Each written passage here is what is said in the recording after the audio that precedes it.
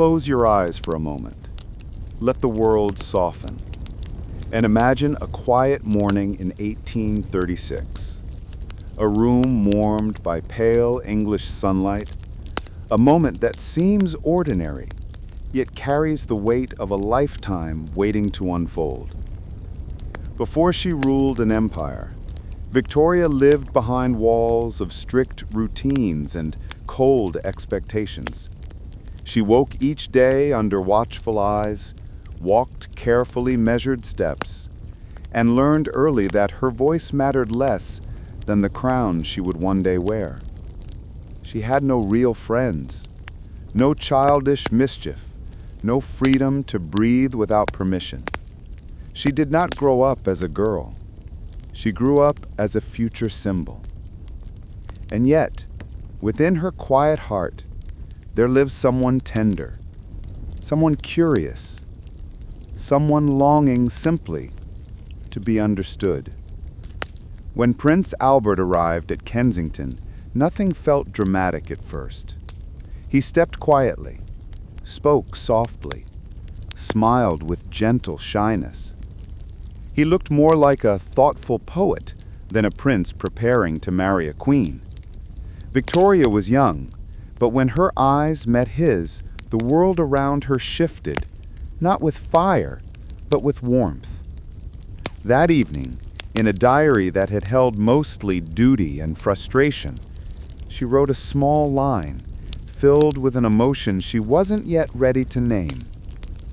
Albert is charming. A simple sentence, a soft confession, the kind of truth that escapes before you know it's real. A quiet spark in a life that had never known sparks at all. Their families hoped for a marriage, but Victoria hesitated. She liked him, yes, perhaps more than she wanted to admit. But liking someone and binding your life to them were two very different things. She would soon be queen, but Albert was still learning who he was meant to be. Yet every time they met, something gentle passed between them. A glance, a shared smile, a silence that didn't feel heavy. Two young souls, still uncertain, still learning, but drawn together by a softness they could not explain. When her uncle, King William IV, died, Victoria ascended the throne at just 18. The palace corridors echoed with footsteps, languages, politics, pressure, and she stood at the center of it all, small, bright, determined, yet deeply alone. Albert returned to Germany, but in her thoughts, he remained.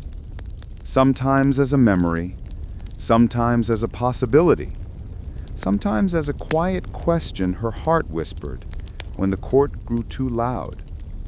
2 years passed, filled with duty and learning, with mistakes and triumphs, with nights when she stared out her window wondering whether a queen could ever truly be loved for herself. In 1839, Albert returned to England. He walked into her drawing room, standing taller, more confident, but still carrying the calm tenderness that first caught her breath.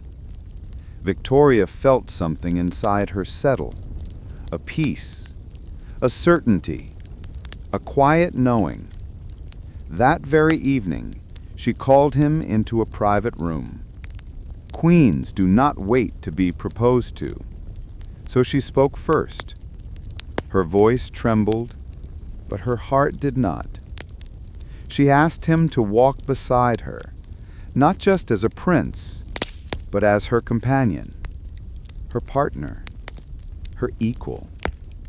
Albert accepted with a softness in his eyes that answered every unspoken fear she held. And just like that, the lonely girl who grew up under the weight of a crown found the one person who would carry that weight with her. Their story did not begin with fireworks. It began with gentleness, with patience, with two young hearts learning not just how to love, but how to belong. When Victoria and Albert married, the palace did not suddenly fill with music and laughter.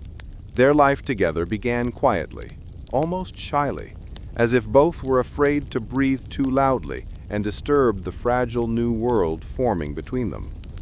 Victoria was a queen, accustomed to being obeyed, admired, bowed to. Albert, though gentle, had ideas, principles, dreams, a belief that he could help her become something greater than even she imagined. At first, their tempers collided in small ways: the sharpness of youth, the pride of responsibility, the fear of losing control. Victoria felt protective of her authority. Albert felt the weight of being beside a queen, but not yet allowed to stand as her equal. And yet, every disagreement ended the same way, with a soft apology, a quiet walk together, a recognition that they were not opponents, but partners, still learning how to hold the same crown with two hands. Albert began shaping the palace the way a careful gardener shapes a winter garden. He studied everything: politics, technology, architecture, social issues, the future of nations. And he gently guided Victoria toward decisions that held compassion and foresight rather than emotion alone. Victoria watched him work with a kind of dawning admiration. She saw not just the man she loved, but a mind as precise as a finely cut stone, a heart steady enough to hold an empire's worries without shaking. Together, they became more than a royal couple. They became a team. Two minds thinking forward, two hearts beating with the same hope, two young rulers learning side by side how to serve a world far bigger than themselves. Their home began filling with laughter, footsteps, tiny hands pulling at their clothes. One child, then another, and another, until the palace rang with the bright echo of young voices. Victoria adored motherhood. Albert adored order and education. And somehow their children grew within both, the warmth of a mother's affection and the steady wisdom of a father who believed in shaping character as carefully as shaping the future. But beyond the walls of their nursery, the world was changing. Factories rose like iron forests. Trains cut through fields, and smoke drifted over cities that had never seen such growth. Britain was becoming something vast and restless, and Albert felt responsibility settle over him like a silent cloak.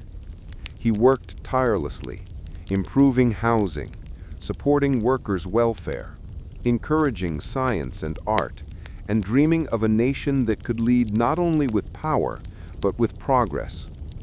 The Great Exhibition of 1851 was his masterpiece, a palace of glass and light, built to celebrate human innovation. Victoria watched him on the opening day, standing tall and hopeful, and she felt her heart swell with pride she could hardly put into words. For years, she had been the queen, but Albert had become its calm, quiet, unshakable center. He guided her decisions, softened her anger, lifted her fears, and helped shape her reign into one of stability and compassion. And yet, beneath all the victories, there were shadows. Albert's health weakened slowly, subtly, a heaviness in his limbs, a tiredness in his eyes, moments when he pressed his hand to his chest as if trying to steady something inside. He hid it as best he could. He did not want Victoria to worry. He did not want the nation to see the quiet battle he was beginning to lose. Still he worked. Still he planned. Still he stood beside her, day after day, as the world rushed forward with its endless demands. He once told Victoria, "I want to leave the world a little better than I found it." He did. He truly did. But fate, as it often does, had its own path already written, and the first cold winds of the coming sorrow began to whisper through the palace halls. When Albert fell ill, the palace seemed to sense it before the doctors even spoke. The lamps felt dimmer, the corridors quieter, as if the walls themselves knew that the gentle heart which had carried so much of the monarchy was beginning to falter. He tried to continue, tried to read his papers, tried to work beside Victoria the way he always had. But his hands trembled, his steps slowed, and there were moments when he closed his eyes as if the world had suddenly grown too heavy to bear. Victoria watched him, not with the eyes of a queen, but with the eyes of a wife, who felt her world slipping, inch by inch, from beneath her. She sat beside him in those final days, touching his hair, holding his hand, whispering small comforts that trembled in her throat. Albert's breaths grew shallow, soft, like a candle flickering in a room where the windows had begun to open. On a cold December evening in 1861, he looked at her one last time, a look filled with love, gratitude, and a quiet apology for leaving her alone in a world he wanted so much to stay in. Then, as gently as a tired man laying down his burdens, he slipped away. Victoria did not cry at first. She simply held him, held the silence, held the moment as if refusing to let it end. Only later, when the door closed and she was left alone, did the sob escape, a sound so raw that the servants outside lowered their heads and wept with her. In the days that followed, the queen disappeared, not from the throne, but from the world.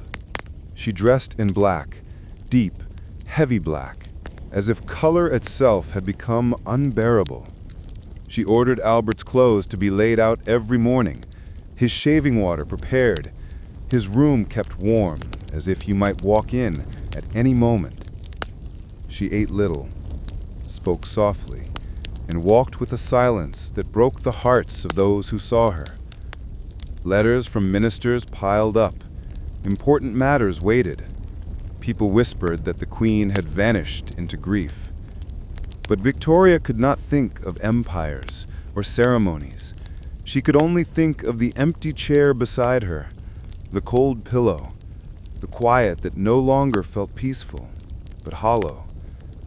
She called herself the broken woman, and for a time, she truly was. Years passed, yet her mourning did not fade. She wrote to Albert daily, letters filled with longing, regret, memories she feared would slip away if she did not catch them in ink. She prayed beside his portrait, walked through rooms he once filled, and kept flowers at his bedside as if he were merely traveling, not gone. The nation grew worried, but also tender.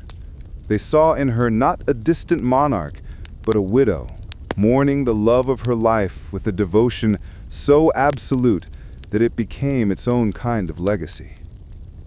Slowly, very slowly, she began to rise again, not because the pain faded, but because she believed Albert would have wanted her to keep moving, to keep guiding the nation they had shaped together.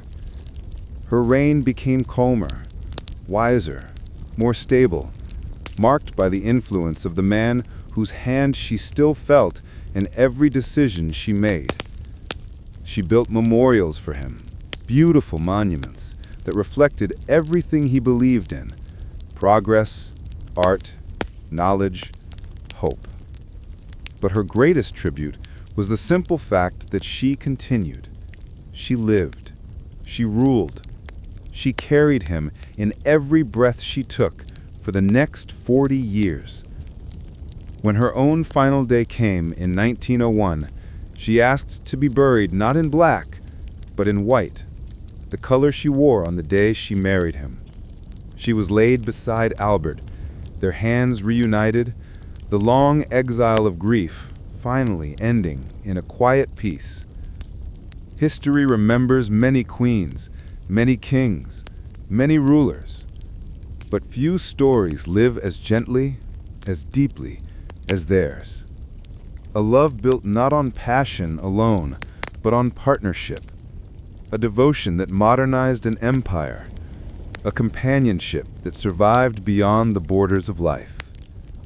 And even now, if you listen closely in the quiet halls of Windsor, some say you can still feel it, that soft, steady presence, the echo of two hearts that found each other in a lonely world and never truly let go.